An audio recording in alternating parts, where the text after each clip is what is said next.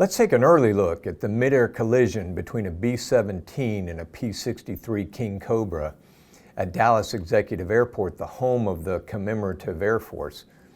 The two World War II vintage airplanes were part of a show that was put on by the commemorative Air Force at their headquarters. As we can see from the video, as the airplanes come around from a left to right pass in front of the crowd, the P-63 collides with the B-17 and both airplanes crash inside the field boundary. The question about this accident will be, why did the collision happen? What caused an experienced airshow pilot in the P-63 and in the B-17 also to collide?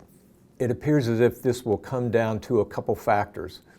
Things that we can probably rule out and things the NTSB will likely rule out very early on is any kind of aircraft problem. This doesn't seem to be any kind of equipment problem. It appears the NTSB will very quickly determine that the aircraft were airworthy and that this was not a factor in this accident. So that comes down to evaluating the conditions of the flight. The conditions of the flight were day VFR conditions, visibility 10 miles.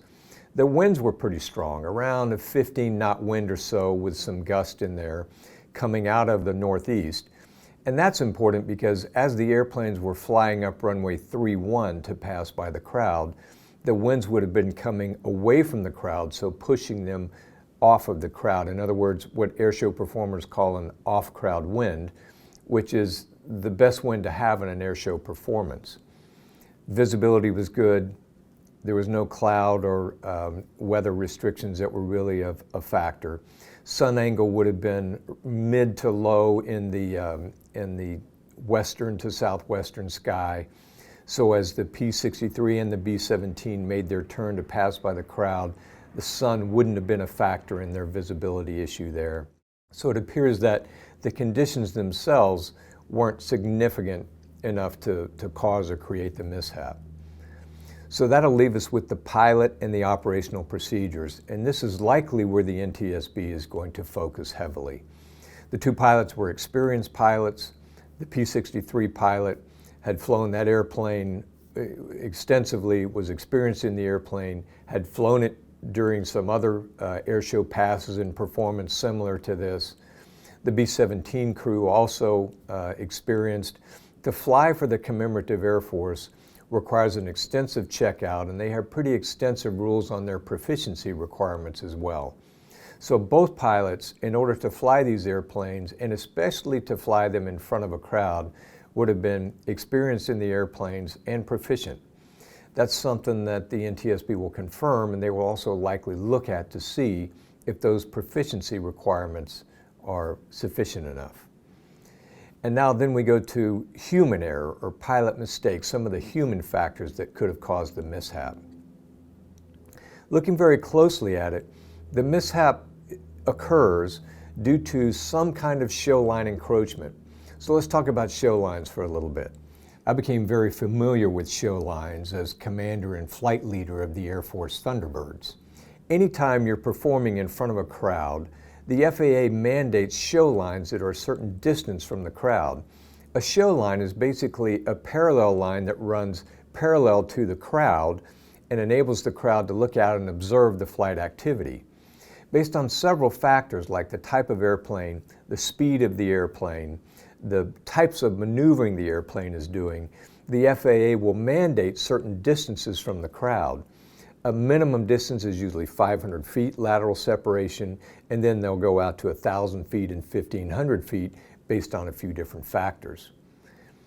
In this performance, it's likely that they had several different show lines based on the types of airplanes that were performing.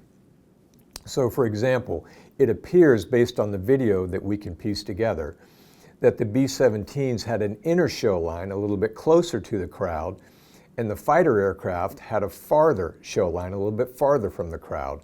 And that's part of the way that they were establishing deconfliction.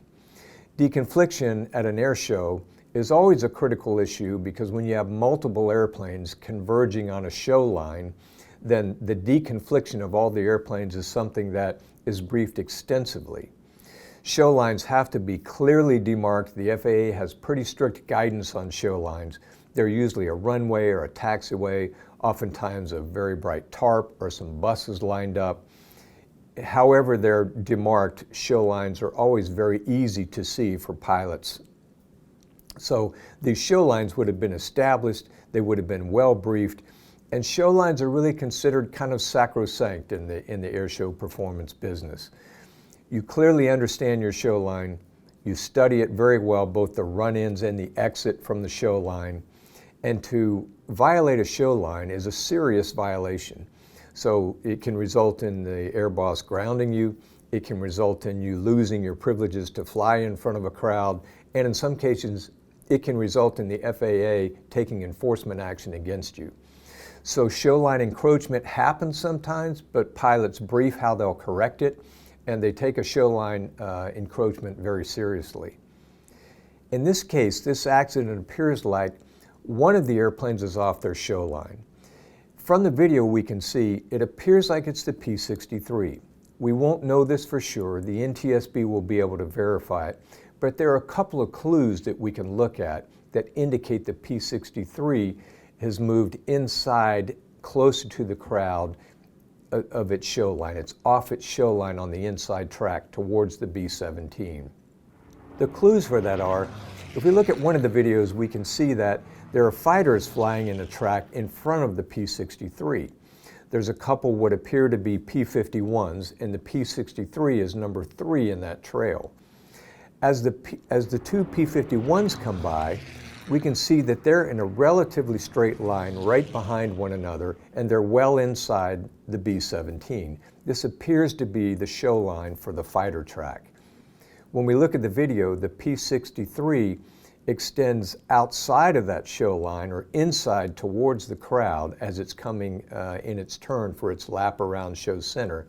It loosens that turn. It's on the inside of the turn, and right before impact we can see the P-63 extend its bank or bank up a little more aggressively, and it appears that what's very likely is the P-63 is focused on the P-51 ahead of it, realizes that it's overshot its show line, and is correcting back. That's one of the clues that indicates it's likely the P-63 that's off the show line that caused the collision. Another indication that the B-17 seems on its track or close to its show line is ADS-B tracks. And based on previous tracks that we can see, it appears that the B-17 is flying relatively similar show line that it was in previous tracks.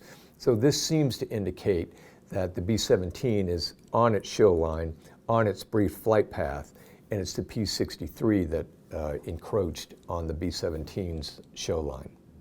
If that's the case, if it's the P-63 that overshot its show line and encroached on the B-17's show line and flight path, the question that the NTSB and the Commemorative Air Force will ask is why? What caused an experienced airshow pilot to overshoot his flight path and encroach on the B-17? And a couple things to look at. The first is, if we look at the video that shows the two fighters that come in front of the P-63, the P-63 looks like it might be a little bit tight on the fighter in front of it. So a possible reason that the P-63 is inside its show line is that it's tight on the fighter in front of it and it loosened its turn to gain a little bit of spacing. Maybe that's why the P-63 extended its turn. Another could be that the P-63 just simply lost sight for a few moments trying to pick up the traffic out to its side, or momentarily lost sight of the show line or took its eyes off the fighters in front of it. That's a question that the NTSB and the Commemorative Air Force will both try very hard to answer, is why did that happen? What was going on inside the cockpit of the P-63 pilot to cause them to extend into the show line if that's what they determined happened? Another factor in this accident is the poor visibility in the P-63. The P-63, being a World War II vintage fighter, has a long nose, and visibility over the nose and inside a relatively cramped cockpit is difficult. It is especially difficult looking low, And so the P-63 is in an extended bank turn as it gets near the B-17. And in that turn, it's coming just slightly high to low. So with its wings up in a slightly high to low kind of flight path, the B-17, as big as it is, would have been completely blind to the P-63.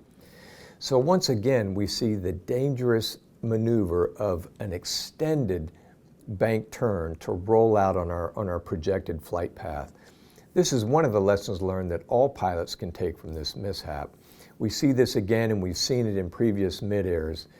Engaging in an extended bank turn to roll out on our flight path or our intended trajectory, whether it's to roll out on downwind or to roll out on final, is just a bad idea, and it's dangerous.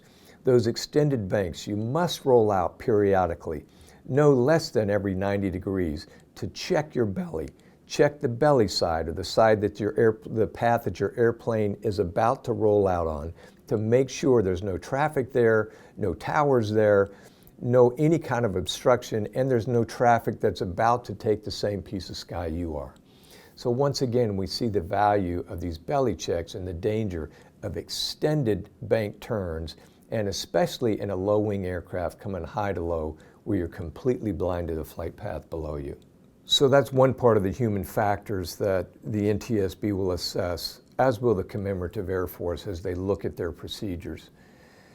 To encroach on a show line happens occasionally. All airshow pilots are briefed and trained how to handle it when you encroach on your show line. You're mandated that if you encroach on your show line and you can't correct it before you come inside the show container where the crowd is, then you must abort your maneuvering. You call it out that you've encroached your show line, that you're ceasing maneuvering, you roll wings level, and you do a flat pass. If it happens that you're going to encroach on your show line and head over the crowd, then you must roll wings level and climb to 1,000 feet so you're 1,000 feet above the crowd as you go over. That rarely happens because air shows and plans and performances are designed to prevent that kind of mishap and to prevent that kind of flight path. And people recognize, as well as performers in the FAA, that mistakes are going to happen. So we factor in some kind of buffer so that pilots can correct when they make mistakes. And another human factor that'll need to be looked at is the condition of the pilot as he flew the air show. How was his fatigue level? How was his nutrition level? He was an airline captain, so what was his schedule leading up to the flight that day? How often did he fly that day? How late in the day was it? So some of these factors, like fatigue, can be looked at. Factors like proficiency, how frequently had he flown this profile, and how recently had he flown the P-63 and flown one of these type of parades that was on display that day. There's two things that pilots understand about being good in their particular airplane in the maneuvers they're flying: recency and frequency. To be good at something, especially something that requires the skill of flying air shows and flying with multiple airplanes in multiple different kinds of patterns, is you have to do it a lot and you have to have done it recently. Recency and frequency will be things I'm sure the NTSB and the Commemorative Air Force will look at to see if the pilot was ready and trained to fly in the parade that he was flying. Our thoughts are with the Commemorative Air Force family as they deal with this tragedy. They're a very close-knit group of pilots and maintainers and just people who love these vintage airplanes and keep them alive. So as always on this channel, when preliminary reports and other information becomes available, we'll update it in the comments in the description of this video. So check back periodically and stay tuned to other AOPA channels for more that develops as we learn more about this accident.